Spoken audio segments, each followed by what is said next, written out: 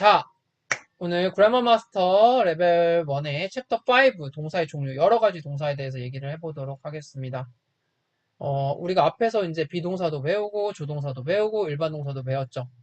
그래서 네, 크게 보면 동사는 그렇게 세 가지로 나눠. 비동사, 일반 동사, 조동사 이렇게 크게 세 가지로 나뉘는데, 자, 여기에서 나오는 동사라는 거는, 동사의 종류는 일반 동사 중에서 그 안에서 여러 가지 종류를 말하는 거야.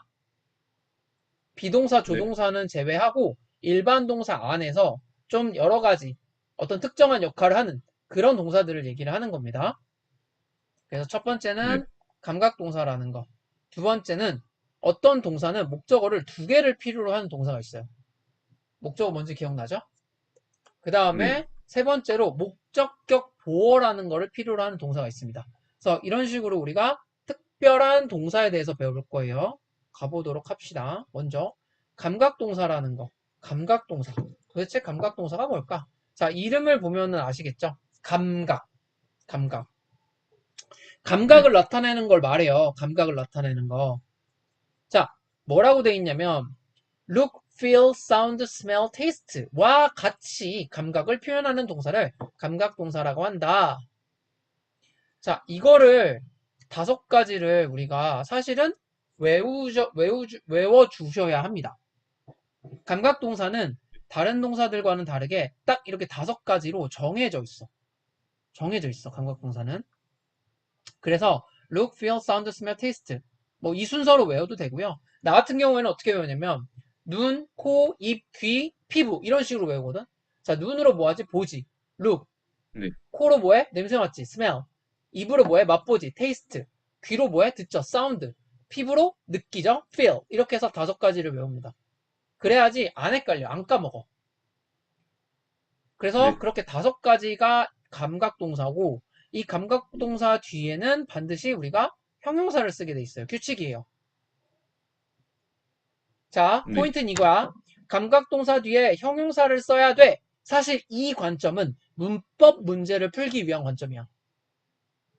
그런데 우리는 내가 누누이 얘기했지. 문법을 푸는 것도 중요하지만 우린 뭐라고요? 독해를 해야 될 거 아니야. 그러면 네. 독해의 관점에서는 뭘 봐야 되냐? 어떤 동사가 나왔어? look, feel, sound, smell, taste라는 동사가 나오고 뒤에 형용사가 나왔어. 그러면 내가 얘를 이거 감각동사네? 라는 걸 인지하는 거야. 그래서 음, 요렇게 해석을 하는 거지가 우리가 해야 되는 거야. 아시겠어요? 네, 그러니까 네, 감각동사 뒤에 형용사를 쓴다는 거를 알아야 되겠지.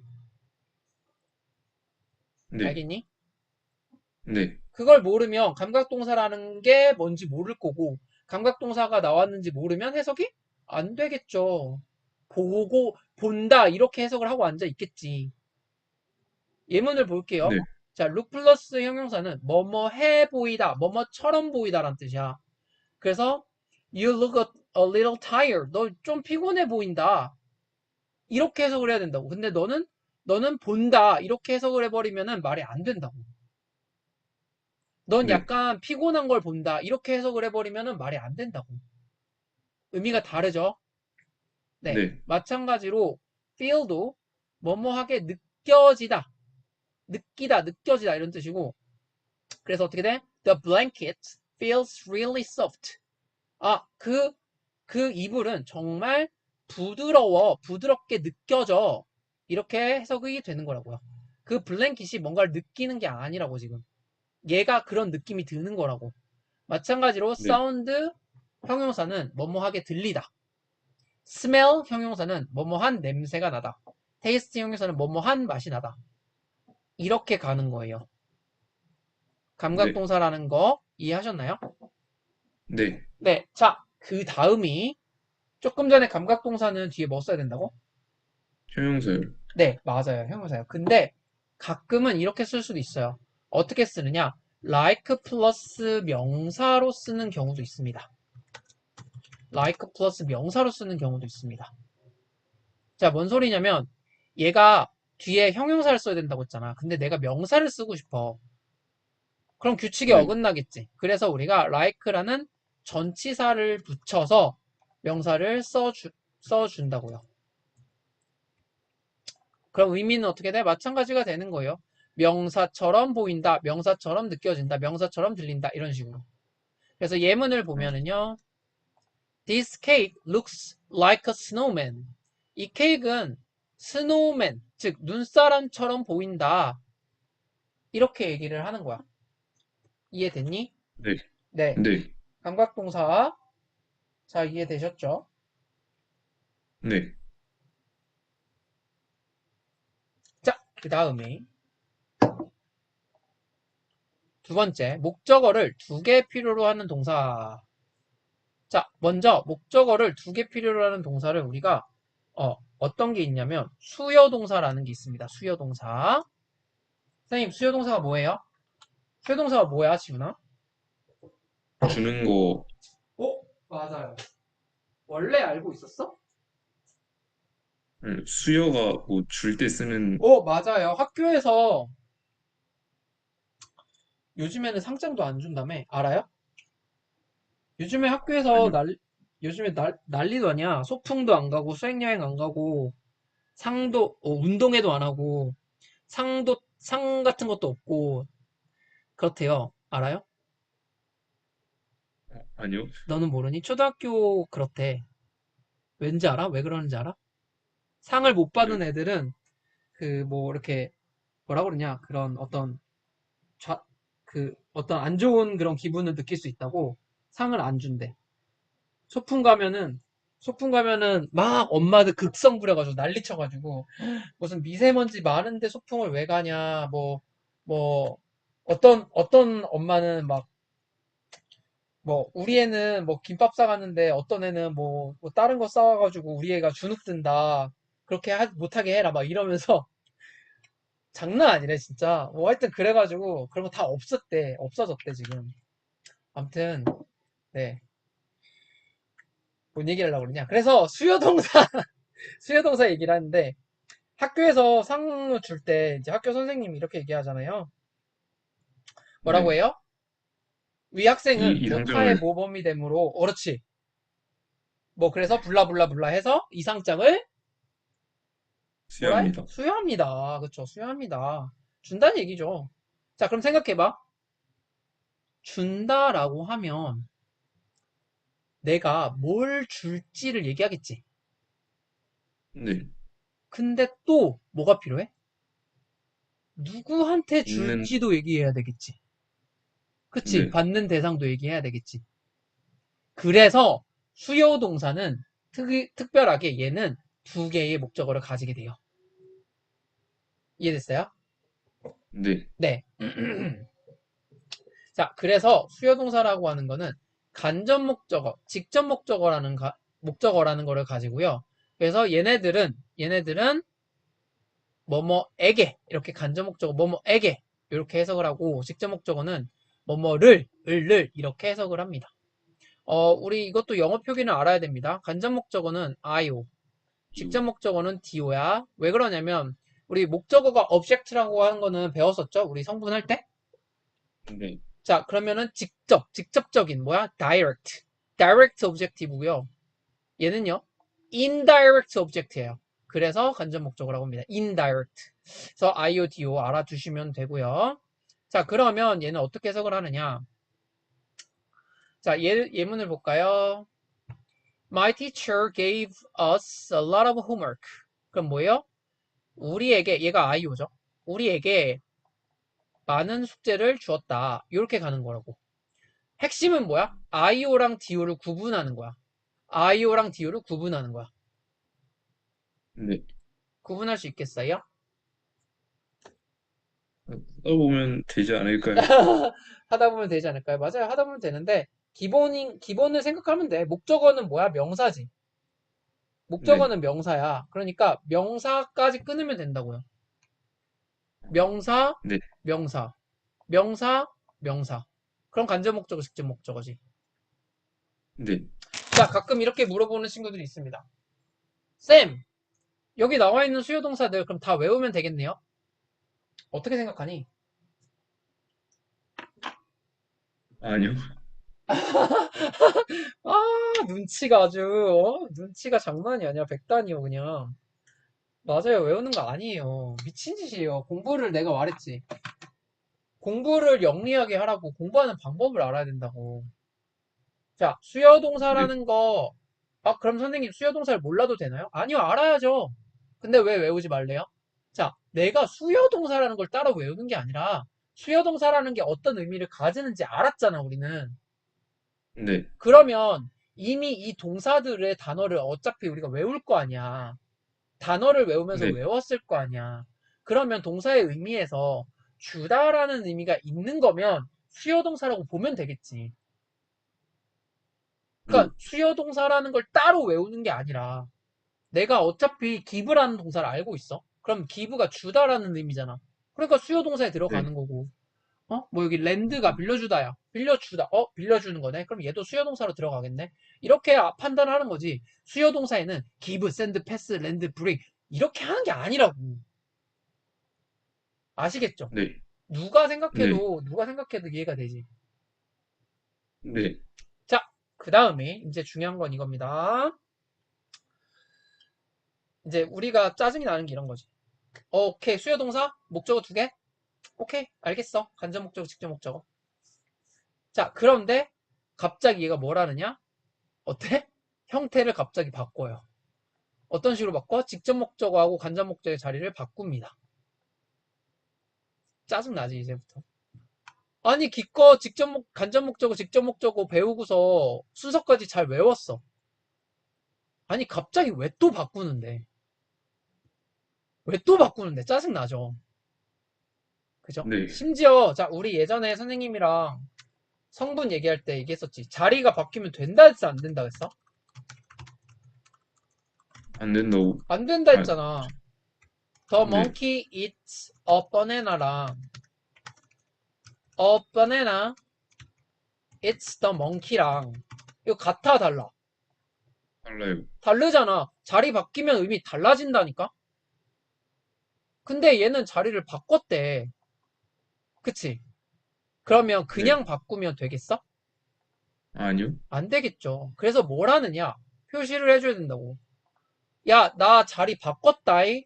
나 직접 목적어가 앞으로 나갔고 간접 목적어 뒤로 왔어. 자리 바뀌었어. 나 여기 있어. 라고 표시를 해주는 거야. 사인을 보내주는 거야, 얘가. 야, 나 여기 있다.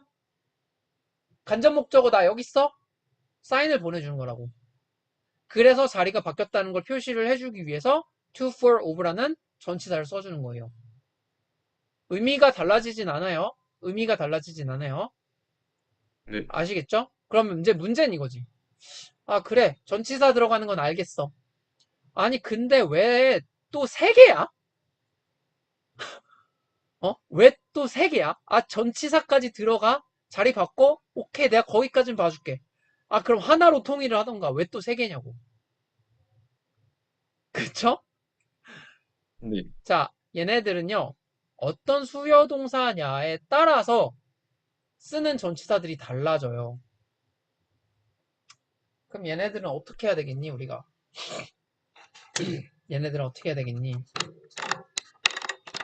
외워야 네, 되겠죠? 네, 라고 말하면은 솔직히 개빡칩니다.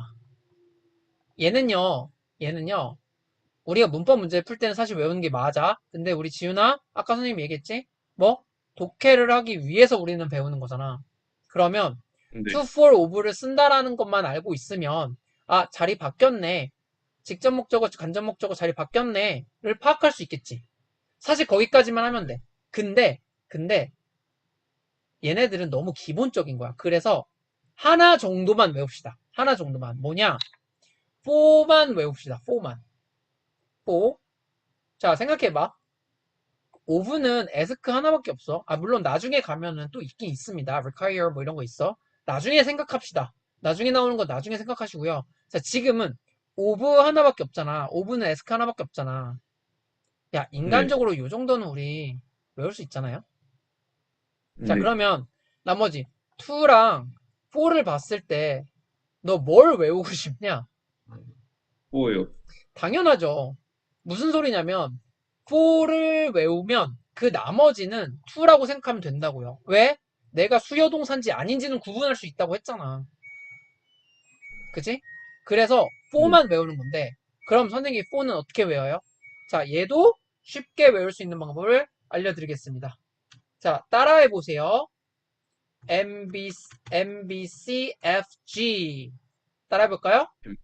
MBCFG. 네. 다시 한 번 더. MBC. MBCFG. MBCFG. 네. 유치하죠? 나는 이렇게 외웠거든. MBC가 뭔지 알지? MBC 그 뭐냐, TV 방송사 이름이잖아, MBC. 그죠? 네. 그래서 MBC는 외울 수 있겠죠? 그리고 FG는 이렇게 외우시면 돼요. MBC가 마치 ABC 같은 느낌이잖아. 시작하는 느낌이잖아. 그죠? 그래서 네. ABC인데 M으로 바꿔서 MBC, FG 이렇게 외우면 돼요. 다시. 자, 다 같이 해볼까요? MBC, FG 이렇게 외우시면 됩니다. 야, 씨, 안 하냐? 나만 하냐? 야, 나만 쪽팔려야 돼, 지금. 나 지금 굉장히 수치스럽거든요. 내가 이걸 하면 할수록 익숙해져야 되는데, 절대 익숙해지지가 않아. 근데 있잖아, 지훈아. 내가 왜 이렇게까지 하겠냐? 외우라고, 씨. 외우라고. 어? 어렵지 않아요. MBC, FG 이렇게 외우시면 됩니다. 아, 박자 놓쳤다. 네, 그렇게 외우시면 되고요. 그러면 내가 이렇게 알려주잖아? 그럼 이런 네. 애들이 있어. 자, 우리 수요동사 4형식에서 3형식으로 바뀔 때 이걸 3형식이라고 합니다. 그 얘기를 안 했네. 이걸 3형식이라고 하고요. 4형식에서 3형식으로 바뀔 때 전치사를 붙이는데요. 전치사에 따라서 어떤 수요동사냐에 따라서 전치사가 달라집니다.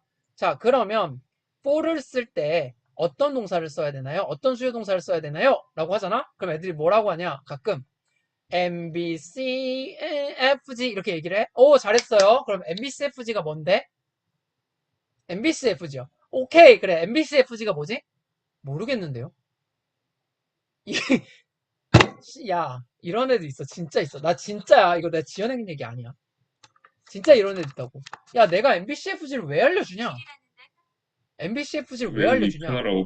잘 외우라고. 이 각각의 동사들을 쉽게 잘 외우라고 이거를 알려주는 거잖아. 내가 그 수치스러운 그 노래를 불러가면서 내가 알려주는 거잖아.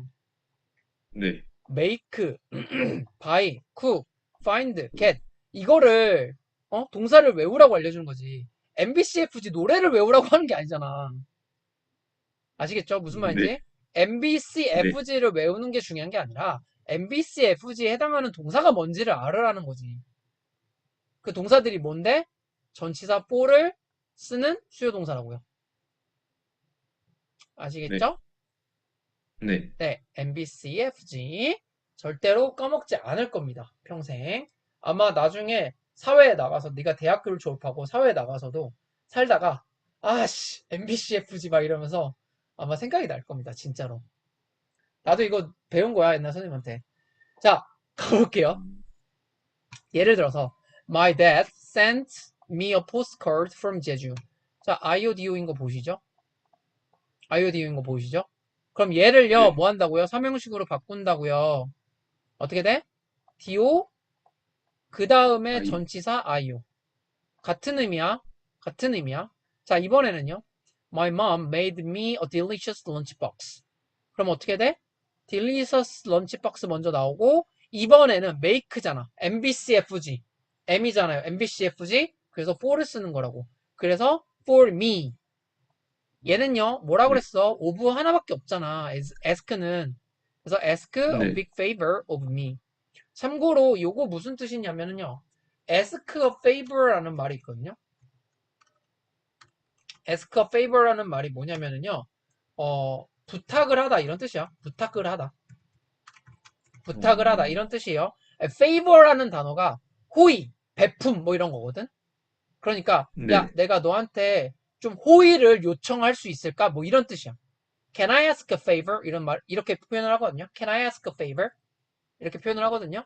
그래서 이런 표현들 네. 정도는 기본적으로 우리가 알아두고 가자고요. 네. 다음이요. 잠시만요. 자, 그 다음이 자, 마지막 목적격 보호를 필요로 하는 동사. 자, 이거를 우리가 오형식이라고 합니다. 오형식. 오형식. 그럼 목적격 보호는 뭐 하는 애들이라고 했어? 우리 성분할 때 배웠죠? 목적격 보호는 뭐 하는 애들이라고 했어, 우리? 저거를 꾸며주는, 다시 꾸며주는 거야? 보어. 보어 뭐라고 보라고 했어, 내가? 우리가? 보충? 아하, 보충 설명하는 거는 교재에 나와 있던 거고, 내가 그렇게 보지 말라고 했잖아, 그래서. 보충 설명하는 거는 더해주는 느낌이고, 그래서 뭘로 보라고 했어? 같은 거라고 보라고 했잖아, 같은 거. 아, 네. 같은 거. 보어는 같은 거라고. 같은 거라고. 왜? 왜? 더해준다라는 느낌, 보충해주고 더해준다라는 느낌은 어디서 나오는 거야? 수식어에서 나오는 거잖아. 형용사, 부사가 의미를 더해주는 애들이잖아. 네. 그렇기 때문에 보충해준다라고 하면 수식어랑 헷갈린다고요. 그래서, 그래서 보충해주다가 아니라 뭐? 같은 거로 가라고 했었죠. 기억나세요? 네. 네. 기억 안 나는 것 같은데, 지금? 기억 안 나는데, 아씨, 안 난다고 할 수는 없고, 그래, 일단 오케이. 알겠어. 약간 이런 눈치인데. 다시 보세요, 나중에. 헷갈리면. 왜, 너무 잘 깨트려 보냐? 네. 맞지? 맞지? 야, 나도 한 눈치해. 너도 한 눈치 하는 것 같지? 나도 한 눈치해. 네, 자, 가봅시다. 그래서 목적어의 성질이나 상태 등을 설명하는 거다. 라고 돼 있고요. 여기서 이제 중요한 거. 명사나 형용사를 쓸 수 있어. 이거는 우리가 성분을 할 때 배웠던 개념이야. 명사나 형용사를 쓸 수 있다. 자, 근데 이제부터 뭐가 나오냐? 투부정사도 쓴다라고 나와요. 투부정사도 쓴다라고 나와요. 네. 자, 그러면 조금 전에 내가 그렇게 열변을 하면서 얘기했던 게 뭐였어? 목적격 보어는 목적어랑 같은 거야 라고 얘기했었지. 자, 네. 그래서 정리를 잠깐 해드릴게요. 어떻게 보시면 되냐면 목적어가 일단 형식을 먼저 써놓고 목적어, 목적격 보어가 나올 때 만약에 목적격 보어가 명사나 형용사야. 그러면 조금 전에 내가 말했던 것처럼 목적어랑 야씨 타이핑이 왜 이렇게 안 되냐? 목적어랑 목적격 보어랑 같아의 개념으로 가면 돼. 같다의 개념으로. 이게 지금까지 우리가 배웠던 개념이야. 자, 이제 여기에 하나만 더 추가를 하자고요. 만약에 목적격 보어가 뭘로 나온다? 투부정사로 나온다. 이제부터 투부정사로 나온다. 그러면 이제는 어떤 개념으로 가냐면 목적어가 주어이고 목적격 보어가 동사인 것처럼 가시는 거예요. 네? 선생님 주어 동사는 따로 있잖아요. 네, 맞아요. 주어 동사가 따로 있어. 얘네들을 주어 동사라고 쓰라는 얘기가 아니라 그 관계성을 따지라는 거야. 목적어가 목적격 보호를 한다라는 개념으로 가시는 거라고요. 선생님 무슨 말인지 아직 모르겠는데요? 라는 표정을 하고 계시죠? 자, 예문을 한번 볼게요. 우리가 명사형사를 쓰는 거는 기본적인 개념이기 때문에 어렵지 않습니다. 가볼까요? 자, they named their puppy Coco.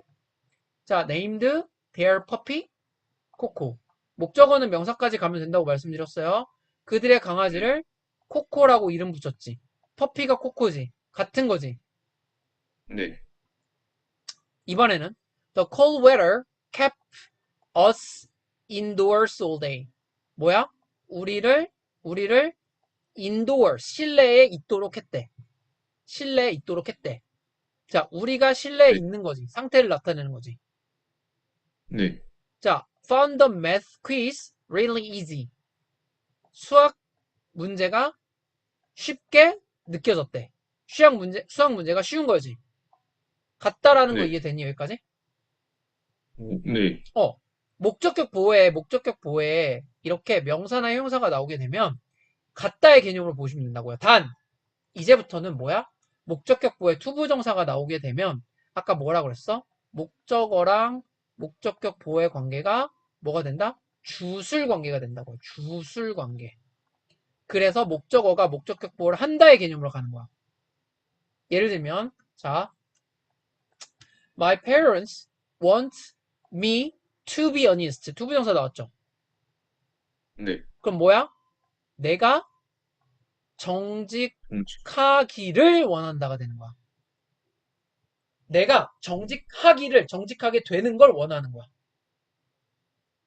이제 내가 네. 정직하게 되는 행동을 하는 거지. 물론 비동사니까 상태긴 하지만 투부정사라는 게 나왔을 때는 이렇게 주술 관계가 성립이 된다고요. 자, 밑에는요. Doctor told him to rest. 얘는 명확하게 오죠. 그가 그에게 쉬라고 말을 했대. 얘가 쉬어야 되는 거지. 네. 지금 보면은 주어 동사의 관계라는 거 이해되니? 네. 목적어가 목적격보를 하는 거잖아. 네. 그거 이해돼, 이게? 네. 아니, 이해 안 됐으면, 안 됐으면 다시 설명해야 돼. 그냥 네 하지 말고, 진짜로. 한 번만 더 다시. 어, 괜찮아요. 지훈아, 100번이고 1000번이고 다시 설명해 줄 테니까, 이해 안 되면 안 됐다고 얘기해. 괜히, 선생님한테 계속 물어보면 좀 민망한데? 귀찮아 하시면 어떡하지? 아니야, 절대 안 귀찮아요. 다시 해줄게. 제발 모르는데, 그냥 네네 하고 넘어가지 마. 네. 자, 다시 가볼게요. 혹시 이 단어가 뭔지 이해되니? 이거 쉬다라는 뜻이야, 쉬다. 네. 쉬다. 그럼 뭔 소리야? 얘 보고 쉬라고 얘기를 했대. 네. 그럼 결국엔 얘가 뭐 해야 되는 거야? 쉬어야 되는 거지. 써야 되는. 네. 얘가 쉬는 행동을 하는 거지. 그럼 네. 얘가 동사로 쓰는 거고 얘가 주어로 쓰이는 거지. 얘가 이 네. 행동을 하는 거니까. 네. 그 말인 거야. 얘를 주어랑 동사로 바꾸란 얘기가 아니라 관계가 그렇다고요. 관계가. 얘가 얘를 하는 관계라고. 네. 관계를 얘기하는 거예요. 그럼 이해됐어요? 네. 네. 그렇게 해서 우리가 목적격보로 이렇게 투부정사를 쓰는 동사들이 요 정도 있습니다. 요 정도. 물론 외울 필요는 없지만 문법적으로 우리가 이 교재에서 문제를 풀 때는 사실 좀 알긴 해야 돼. 네. 얘네들은. 그래서 얘네들은 조금 외워두는 게 좋긴 해요. 그래야지 나중에 이거 목적격보에 투부정사가 나온 거네? 를 조금 더 쉽게 이해를 할 수가 있어요. 자, 네. 그 다음에 마지막 좀 빨리 할게요. 시간이 없어서. 자, 여기 보시면 얘네들을 우리가 사역동사라고 합니다. 사역동사. 사역동사. 얘네들은 뭐라고 하냐? 지각동사라고 합니다. 사역동사는 make, have, let 세 가지로 정해져 있고요. 얘는 네. 뭐뭐를 뭐뭐 하도록 시키다 라는 의미를 가지는 애들이야. 자, 뿐만 아니라 지각동사는 보다, 듣다, 느끼다 이런 의미를 가지는 동사야. 선생님, 아까 감각동사에서 한 거 아닌가요? 라고 생각하시면 안 됩니다. 감각동사는 보다가 아니야. 보이다야. 어떻게 보이다. 지각동사는 보다야. 즉, 얘네들은 목적어가 있어야 돼. 선생님, 저 뭔지 잘 이해 안 돼요. 이거 잘 이해 안 돼도 괜찮아. 다음 시간에 선생님이 자세하게 다시 한 번 더 해줄게요. 네. 일단 규칙만 알면 돼. 뭐냐? 사역동사나 지각동사는 목적격 보호를 동사 원형으로 씁니다. 투부정사가 아니라 동사 원형으로 써요, 얘네들은. 네. 이해됐어? 네. 그래서 그것만 잘 정리를 일단 하시고, 그 다음에 공부를 해보세요. 아시겠죠? 네. 내가 아까도 얘기했다. 이거는 그냥, 뭐, 그렇구나. 대충 이렇게 하고 넘어가면은 절대로 안 돼요. 이거부터는 진짜 우리가 독해와 완전 직결돼 있는 거기 때문에 제대로 정리해서 외우고 가지 않으면 나중에 또 못해, 또 못해. 내가 이렇게 지금 피를 토해가면서 얘기를 하는 게 다 이유가 있기 때문이라고 해서 할 때 제대로 해. 우린 나중에 다시 할 시간이 없어, 이제.